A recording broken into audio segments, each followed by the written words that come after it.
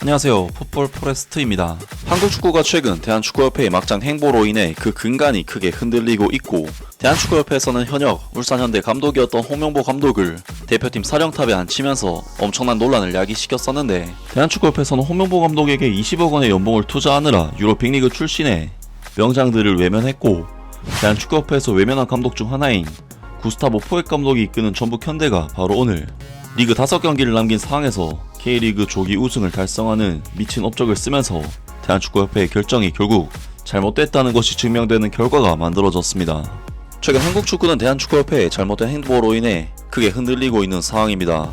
일단 2023년 2월 우리나라 대표팀의 감독으로 경력이 7년이나 단절된 류르겐 클린스만 감독을 연봉 30억 원을 지르면서 대령급부터가 너무나도 큰 문제였고, 결국 류르겐 클린스만 감독은 감독으로서 역량을 전혀 보여주지 못하면서 2023 AFC 아시안컵에서 최악의 성과를 남긴 뒤 대표팀을 떠나게 되었는데요. 하지만 여기서 문제가 떠난 것이 아니었던 것이, 류르겐 클린스만 감독은 무려 클린스만 감독 혼자서만 70억 원에 달하는 거액의 위약금을 맛있게 챙겼는데, 때문에 대한축구협회에서는 현실적으로 차기 감독 후보군에게 높은 수준의 연봉을 보장할 수가 없는 상황이 되었고, 이는 외국인 감독 선임의 난항으로 이어지면서 결국 대한축구협회에서는 울산현대의 현역 감독인 홍명보 감독을 데려오는 최악의 선택을 하고야 말았습니다. 홍명보 감독의 이번 선임이 문제인 이유는 정말 헤아릴 수 없을 정도로 많은데, 일단 중요한 K리그 시즌을 치르고 있는 와중에 울산 팬들을 배신하고 자신의 꿈을 쫓기 위해 대표팀 감독으로 직장을 옮겼다는 부분에서 사실상 대표팀 감독 부임에 대한 반발이 나올 수밖에 없었는데, 최근 문화체육관광부에서는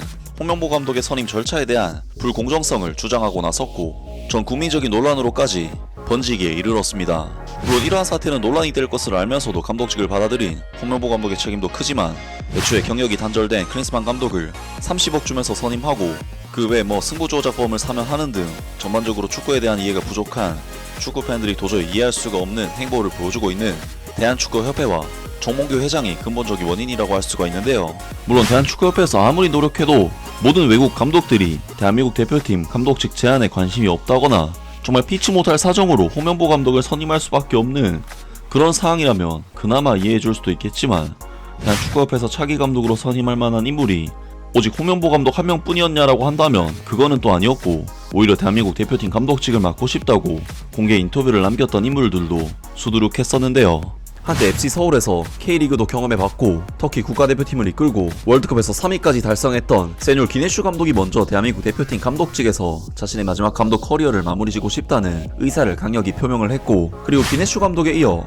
사우디 대표팀을 이끌고 아르헨티나를 잡아내면서 화제가 됐던 에르베 르나르 감독이 프랑스 여자 축구대표팀을 떠난 뒤 남자 대표팀을 맡고 싶어 하며, 놀랍게도 자신의 현재 원픽은 대한민국 대표팀이라는 이야기를 국내 언론 매체와의 인터뷰를 통해 밝히기도 했습니다. 그리고 가장 강력하게 주목을 받았던 이름은 잘츠부르크에서 황희찬 선수를 지도하기도 했던 제시마치 감독이 강력하게 거론이 되었고, RCD 마요르카에서 이강인 선수를 지도하기도 했던 현 멕시코 대표팀 감독인 하비에르 아기레 감독 또한 스페인 1티어 기자의 소식에 의해 한국 대표팀 감독에 관심이 있다는 소식이 전해졌었는데, 사실 누가 와도 클린스만 감독보다 감독으로서 명망이 높은 감독들인 만큼 대한축구협회에서 선택할 수 있는 감독 선택지는 정말 다양했고, 홍명보 감독에게 지급한 20억 원 정도의 연봉이라면 충분히 걸출한 감독 매분을 데리고 올만 했으며, 홍명보 감독과 달리 다른 감독 후보군들은 모두 소속팀이 없는 상태라는 부분에서 굳이 울산에 현역 감독을 빼오는 결정을 해야 했나라는 생각이 듭니다.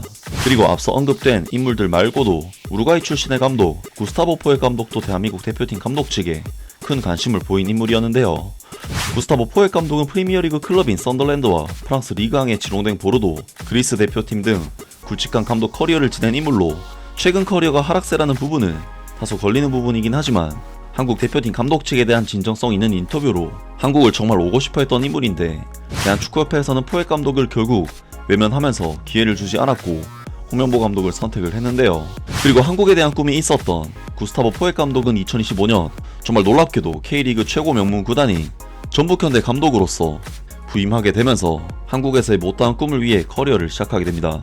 사실 전북현대는 K리그 최고의 B클럽이자 명문 구단이긴 하지만 2022 시즌 울산 현대에게 우승 트로피를 내준 이후 2023 시즌에는 리그 4위, 2024 시즌에는 무려 리그 10위까지 떨어지면서 사상 최초로 승강 플레이오프를 치러야 하는 선수단의 연봉 규모나 퀄리티를 생각했을 때는 정말 굴욕에 가까운 시기를 보냈고, 전북현대 팬들은 구단 버스를 가로막으면서 구단과 충돌하는 등 정말 혼란의 시기를 겪고 있는 팀이었기 때문에 구스타보 포엘 감독 입장에서는 사실 전북이라는 팀에 도전하는 것이 감독 커리어적으로 봤을 때 다소 무리수가 될 수도 있는 판단이었습니다. 하지만 포엘 감독은 전북 현대에 부임하자마자 선수단 물갈이부터 시작을 했고 네임밸류만 높고 전성기가 지난 몇몇 노장 선수들을 팀에서 내보내는가 하면 다소 알려지지 않았던 선수라든지 약간은 부진에 빠져있었던 젊은 선수들의 포텐을 터트리면서 대대적인 개편을 했는데, 사실 전북현대는 워낙에 큰 부진을 겪고 있었던 팀이었기 때문에 포엘 감독 부임 직후에는 리그에서 연패에 빠지기도 했고 AFC 챔피언스 리그 2에서는 시드니 FC에게 굴욕적인 참패를 당하는 등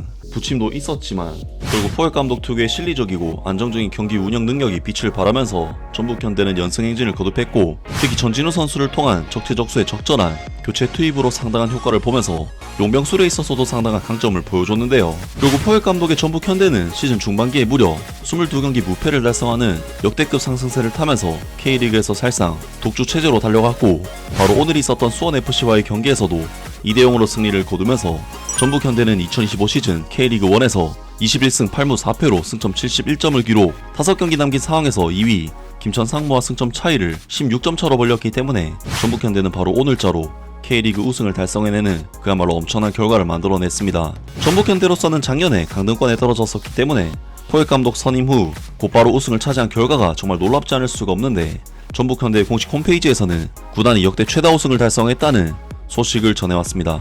전북현대 모터스는 18일 전주 월드컵 경기장에서 열린 하나은행 K리그1 2025 33라운드에서 수원FC를 2대0으로 제압했다.